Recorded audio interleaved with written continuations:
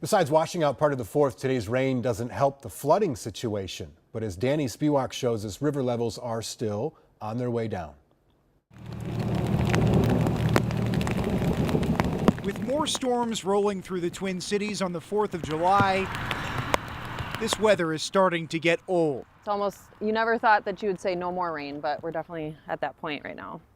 Yeah. Molly Shields doesn't mind the rain in her backyard, But my garden looks great. but it hasn't been kind to the Minnesota River this summer.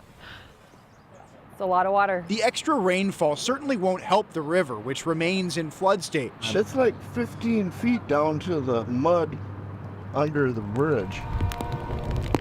But unlike the rain we saw earlier this summer, these storms are moving. Even though they're moving rather slowly, they're not just sitting over one place for hours on end. KARE 11 meteorologist Ben Derry says this rain event will have much less of an impact. Is this going to keep those water levels rather high? Probably won't see the big rivers rise again, but it's just going to slow down the water exiting the area. In the Twin Cities, the metro portion of the Minnesota River has dropped 5 feet this week, going from major to minor flood stage. Now that the major rivers across Minnesota have crested, including the Minnesota River here in Shakopee, we're getting a better sense of where this summer's flooding ranks historically. Parts of the Minnesota broke or nearly matched records set during the infamous flood of 1965. Meanwhile, on the Mississippi, like at Hastings, the river fell quite short of 1965 levels, but still crested at roughly a 5-year high. Wild levels of water, something that you would more typically see in the spring months.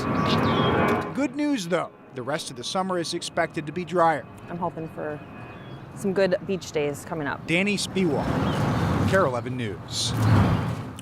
Danny reports that this flooding is also expected to move through the area much more quickly, lasting days rather than weeks, and that's because it's happening in the summer and not spring and isn't following snowmelt.